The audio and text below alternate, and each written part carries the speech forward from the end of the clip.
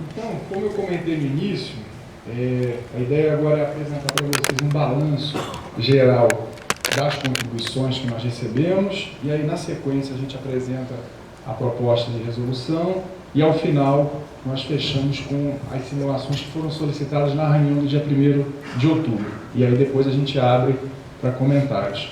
Eu não fiz no início, na abertura, queria registrar aqui a presença da Flávia Barros, que é a nossa superintendente de fiscalização da ANA, Roberto, que é da equipe da SRE, e também Railton e Daniel, da nossa assessoria de comunicação, estão aqui apoiando essa reunião. Então, deixa eu ver se eu consigo me entender aqui com esse aparelho. Todo mundo. Mas funcionou, acho que ele bateu lá e voltou. Então, nós ficamos muito satisfeitos com a quantidade de contribuições que nós recebemos. Realmente nos surpreendeu. Porque, como eu falei, a Ana costuma fazer esse processo de consulta, normalmente por meio de audiências públicas, não presenciais pela internet. Então a gente coloca a resolução na internet e aqueles que tiverem interesse em fazer algum comentário encaminham essas propostas pela internet. Tem um sisteminha lá online que você pode enviar a sua contribuição. Esse foi um procedimento diferente. Nós fizemos essa reunião presencial, apresentamos a resolução e solicitamos que fossem encaminhados por e-mail ou por carta as contribuições. E nós recebemos em 13 dias 153 contribuições, dos diversos setores, saneamento, indústria, irrigação. Então, foi muito gratificante ver o nível de participação dos usuários, não só dos usuários, outras entidades também, nessa discussão.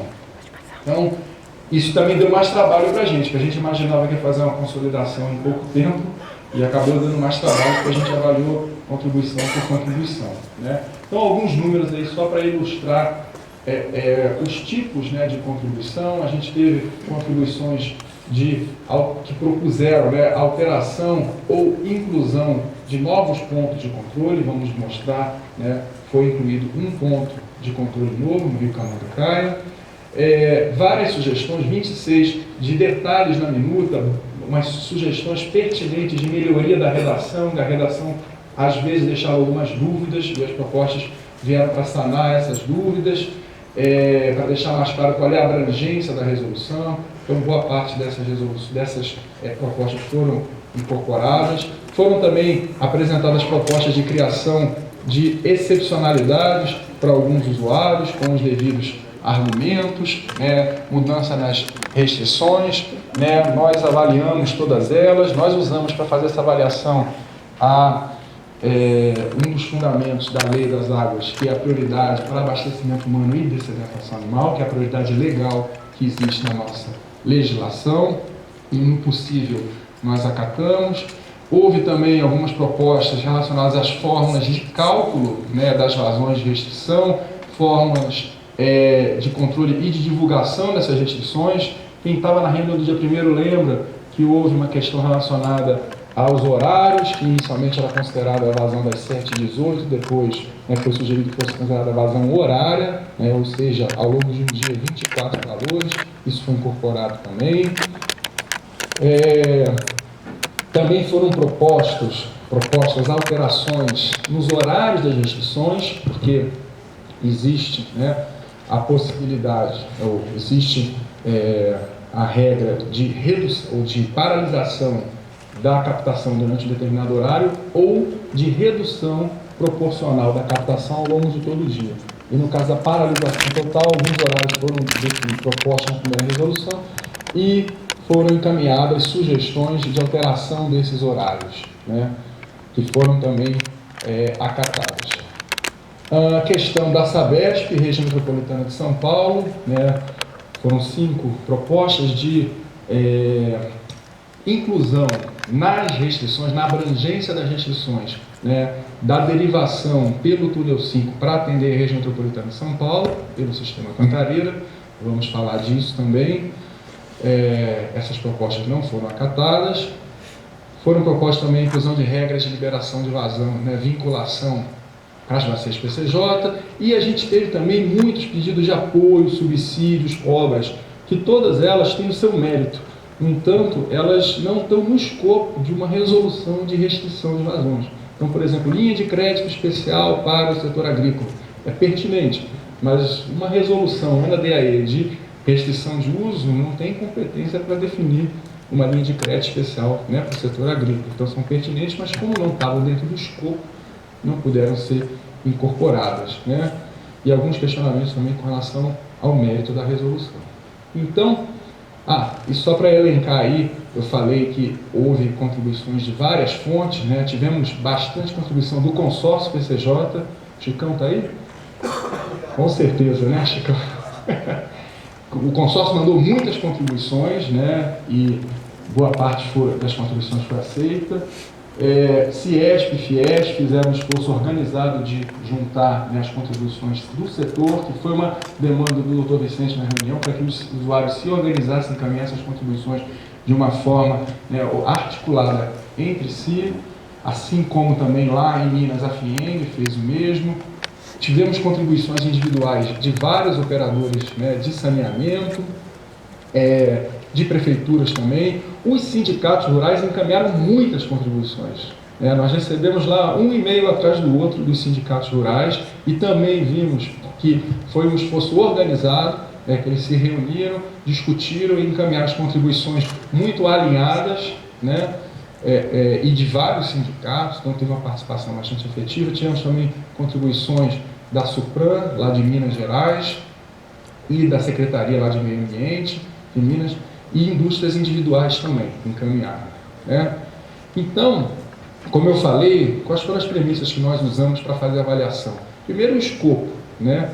Independente do mérito da proposta, se ela não cabe na resolução, não tem como acatar. Um pedido de uma linha de crédito especial para o setor de agricultura é interessante, mas não está dando a competência da resolução. Então, assim como outras contribuições, a gente não entrou no mérito, né, mas a gente não pôde incorporar a resolução por estar fora do escopo. A questão da prioridade para consumo humano, né, que é a prioridade legal, e essa finalidade que tem pela lei. Registro aqui a chegada do nosso presidente, diretor-presidente, Vicente Andreu, né?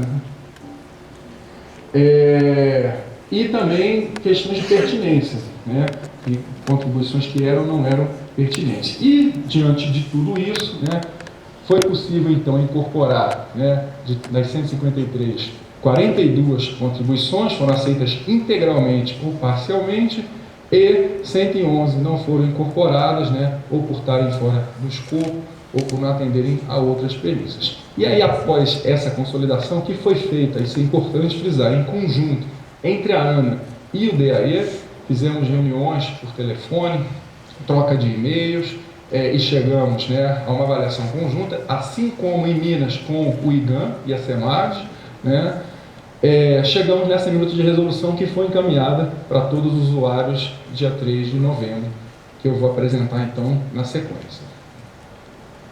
Bom, nós dividimos aqui por temas, né, a minuta de resolução. Todos receberam por e-mail, ela foi divulgada no site do comitê.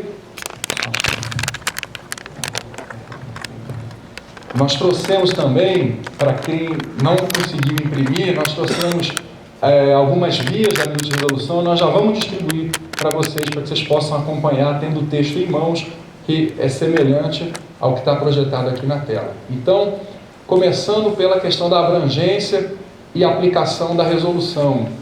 Logo no início foi feita uma sugestão de redação pelo consórcio PCJ, porque o texto não estava claro qual era a área de abrangência da resolução. Então, essa foi integralmente acatada, para deixar bem claro que são as áreas das bacias dos rios Jaguari, Camanducaia e Atibaia, a montante do ponto de confluência dos rios Jaguari e Atibaia e as coordenadas, e conforme o mapa, vai ter um mapa também no anexo. Então, para não ter dúvidas, apesar de que na tabela já estava isso explicitado, no texto não estava tão claro. Então, agora ficou bem mais claro, né?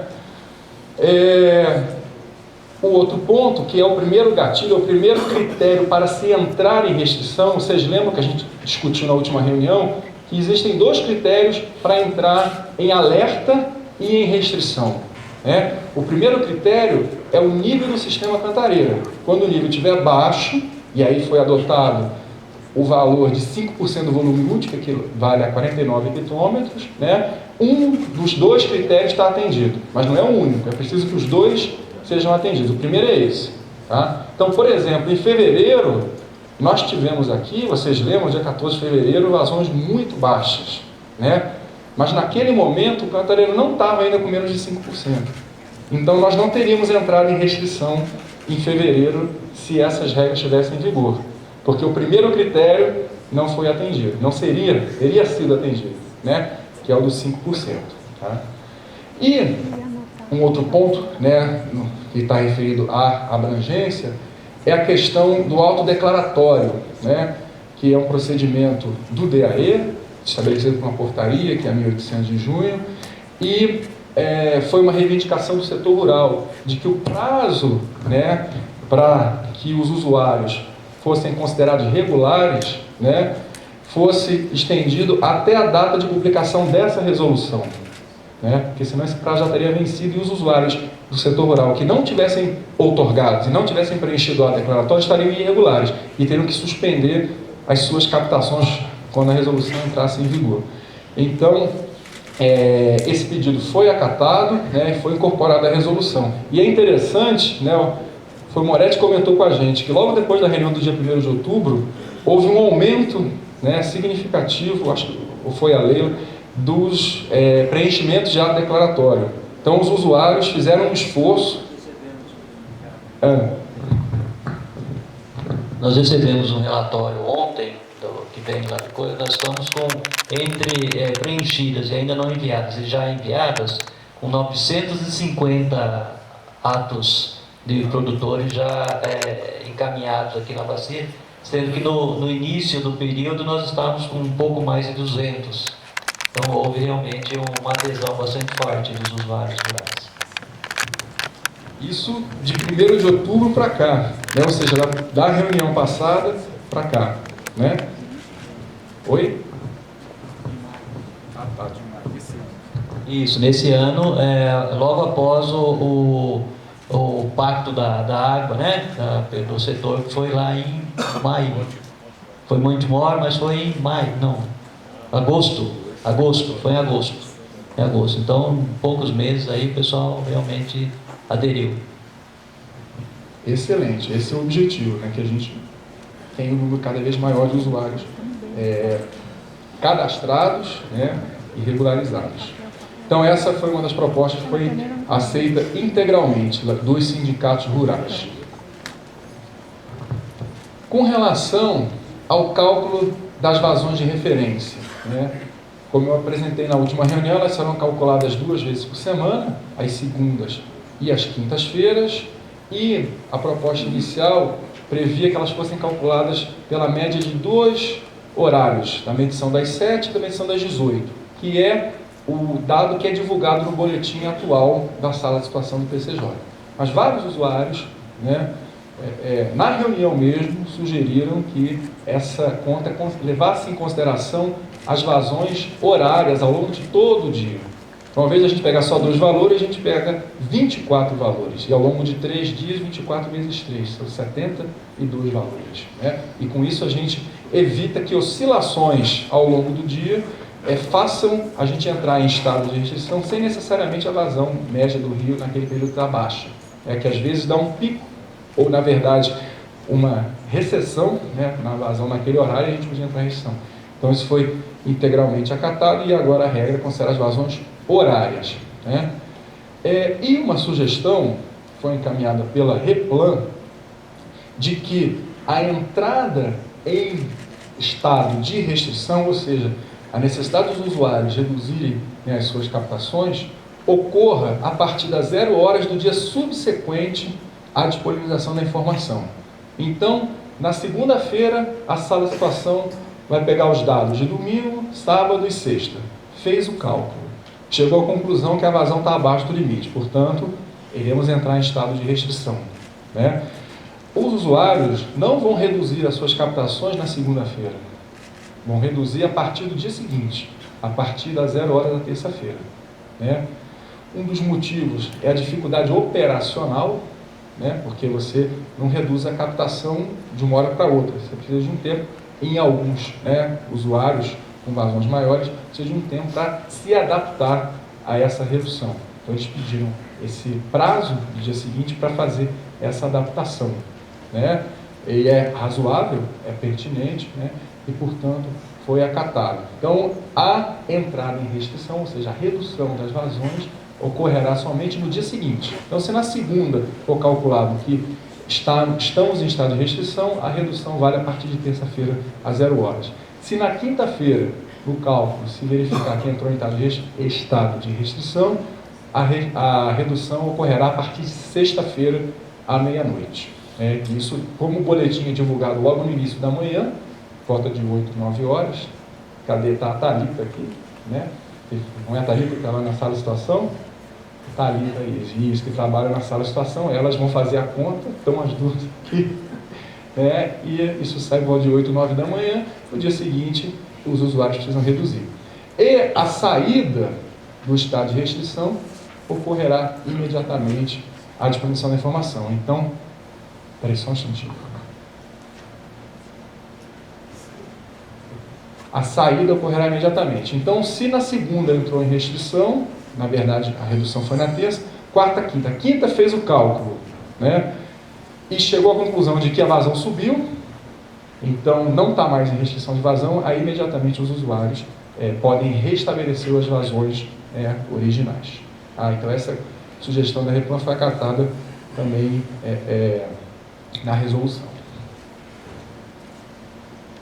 Agora, falar dos horários e das reduções de restrição de uso. Primeiro lembrar que nós temos 2 estados de vazão, né? O primeiro estado, que nós chamamos de alerta, é um estado em que não haverá nenhuma redução das captações. Tá? É como o próprio nome diz, um alerta. É para os usuários perceberem que a vazão do rio está baixando e que poderá vir uma restrição nos próximos dias, né? E já se prepararem. Esse estado tem um nível de vazões que a gente vai mostrar na sequência, né? E caso as vazões, você entre em estado de alerta e as vazões continuem baixando e ultrapassem um outro limite, aí sim nós entramos no estado de restrição, onde haverá redução de fato das vazões captadas, né? Os percentuais, né? Começando pelo setor de abastecimento público ou de sedentação animal, que, como eu falei, são as prioridades definidas na legislação. É uma redução de 20% do volume diário outorgado, isso já estava lá, ou suspensão da captação. Então, eu vou primeiro falar desse ou, que esse ou, né, é uma palavrinha pequenininha, simples, mas que deu uma baita discussão na última reunião. Porque na última reunião, ali em Vejou estava e, né? E quando e, significa que ele precisaria reduzir os 20% e suspender as captações naquele determinado horário. Então, os usuários teriam que necessariamente parar a captação durante 5 ou 6 horas. E a maior parte dos usuários que participou da reunião, tanto de saneamento como da indústria, alegou que isso era inviável do ponto de vista operacional, essa paralisação. Que seria possível, sim, fazer a redução de 20% ao longo de todo o dia, do volume diário, mas que seria inviável fazer a paralisação completa. Isso foi discutido na reunião e depois, quando nós recebemos, né, as contribuições por escrito, isso veio também formalmente. Então, nós acatamos essa proposta e, ao invés de e, nós alteramos por ou seja, aquele usuário que tiver condições de fazer a redução de 20% ao longo de todo o dia, medindo, né, e registrando essa vazão que ele está captando, de modo que a gente possa ter o controle disso, que o fiscal da ANAM e do DAE possa verificar essa redução efetivamente. Eu vou falar um pouquinho mais na frente sobre isso. Ele não precisa suspender a captação durante aquele horário. Então, isso foi acatado para todas as finalidades, abastecimento, indústria e irrigação, né, para ter uniformidade no tratamento para todos os usuários. Agora, o horário, não sei se vocês se lembram, o horário que tinha sido proposto inicialmente para o saneamento era na parte da manhã, e veio uma proposta do consórcio PCJ, como eu falei, que fez várias propostas, né, e que representa uma série de usuários, veio uma proposta de mudança desse horário, né? Que está até alinhada também com a proposta que nós recebemos nas discussões com a Copasa lá em Minas Gerais, né? Então, como, né, os usuários têm mais conhecimento, né, sobre a operação dos seus sistemas, né, do que nós acatamos essas propostas de horário para todas, né, as finalidades, e no caso do abastecimento, a proposta que veio é de 18 às 23 horas. Tá? Um último ponto com relação a essa regra do abastecimento, que eu acho que é muito importante que fique claro para todos, é que a referência para fazer o cálculo dos 20% de redução é a vazão outorgada. Cadê? Aqui, ó. É a vazão outorgada. E a vazão outorgada não necessariamente é igual à vazão efetivamente utilizada.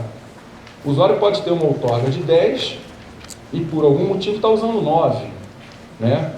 Porque ele não está precisando dos 10 ou pode estar usando 8, né? Estando abaixo dos 10 não tem problema, né? O que ele não pode é usar mais do que a vazão outorgada, tá? Então, a referência que nós adotamos como órgãos gestores para fazer o cálculo, que vamos adotar no cálculo dessas reduções, é a vazão outorgada. Então, se o usuário tem uma vazão outorgada de 10, uma restrição de 20% no volume diário, significa que ele tem que baixar a captação dele para 8, que é 20% da vazão outorgada, né? Se ele, na prática, já está captando 9, como está até acontecendo com algumas cidades da bacia por conta das baixas vazões, né? Algumas cidades, mesmo sem ter regra de restrição, já estão captando menos, porque não tem água no rio, né? Porque existe uma regra, né? Então, se ele já está captando 9 por qualquer outro motivo, ele vai ter que reduzir para 8, então ele vai ter que reduzir em uma unidade. Ele não vai ter que reduzir em 20% em cima de 9. Né? Reduz 20% em cima da vazão outorgada. Então, se a outorga é 10, ele já usa 9, ele vai reduzir mais 1 para chegar a 8, que é 20% dos 10 que estão outorgados. Então, com isso, né, é possível que alguns usuários que hoje, em função das baixas vazões, já estão captando menos do que as suas outorgas, já estejam com níveis de redução abaixo de 20%. Então, mesmo sem ter a restrição, eles já estão em restrição, por conta da falta de água na bacia. E para esses usuários, a entrada ou não em restrição não vai fazer diferença em termos de captação, porque eles já estão abaixo de 20% da sua outorga. Tá? Bom, a segunda, então, regra de restrição para o setor industrial e a terceira para a irrigação. O horário, como eu falei, foi alterado também com base nas propostas que nós recebemos, para a indústria de 7 às 13 e para a irrigação de 12 às 18. E os percentuais nós mantivemos em 30% para a indústria, 30% para a irrigação. Como eu falei no início, uma das premissas é que a prioridade é abastecimento humano. Então, deve haver um tratamento diferenciado entre abastecimento humano e as demais finalidades, né? Houve até questionamento no sentido de que abastecimento humano não deveria ter uma restrição sem prioridade, né? Mas ele é um usuário e ele também precisa fazer a sua parte dentro da bacia, mas com um tratamento diferenciado, ele tem prioridade. Então, e aí se justificam os percentuais diferenciados, né? E, por último, a paralisação dos demais usos. Veio uma proposta, né, de criar uma exceção para a aquicultura. Por quê? Porque a aquicultura, né, criação de peixe em tanque-rede, é um uso não consultivo. Né? Você coloca o tanque-rede dentro da água, você não tem consumo. Então, é um uso que não interfere na quantidade de água do rio. Se for tanque escavado, pode haver uma interferência, mas normalmente é pequena. Né? São pequenas perdas por infiltração e evaporação. Então, essa proposta foi encaminhada, né, e foi acatada por conta de não haver impacto desse tipo de uso no consumo, né, ou seja, dos usuários fragilistas. O próximo ponto é o monitoramento. Né? Já havia na resolução essa definição de que os usuários cujas vazões instantâneas de captação forem superiores a 10 litros devem monitorar e manter disponíveis os registros desses volumes captados para comprovação e envio da IAEA e ANA quando solicitado. O que entrou de novo foi esse outro artigo aqui, que ele deve ser lido junto com aquele primeiro artigo que mudou o E por OU. Né? que para que o usuário não tenha que paralisar a sua captação durante algumas horas e poder se beneficiar da possibilidade de reduzir um percentual da vazão total todo dia, ele precisa medir isso e comprovar essa medição. Então foi isso que foi incluído, porque quem estava abaixo de 10 litros por segundo, pelo texto antigo, não precisava fazer monitoramento, não precisava fazer medição, então ele estaria dispensado. Então foi incluído esse artigo dizendo que quem está abaixo, e se ele não tiver o monitoramento e a disponibilização, as regras vão se aplicar tanto em termos de redução de volume, quanto em termos de horários de restrição. Ou seja, em vez de ser ou, volta a ser e. Ele vai ter que reduzir naqueles determinados horários. E esse monitoramento e essa definição, ou disponibilização dos registros, deverá ser feita conforme uma orientação que a ANA e o DAE vão elaborar em conjunto. Tá? Nós vamos detalhar a forma como deve ser feito esse monitoramento e a disponibilização dessa informação e vamos divulgar essa orientação antes da entrada em vigor dessa resolução, para poder orientar os usuários, para ele saber como que ele tem que monitorar e como que ele tem que divulgar essa informação. E o usuário vai optar ou pela suspensão por determinado horário ou pelo monitoramento, pela redução das vazões e em conjunto com o monitoramento.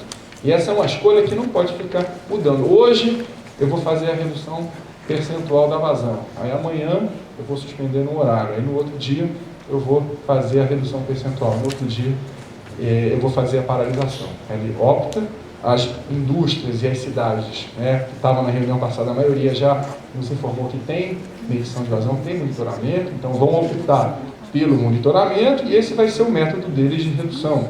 Se não tem como paralisar, vai ter variação.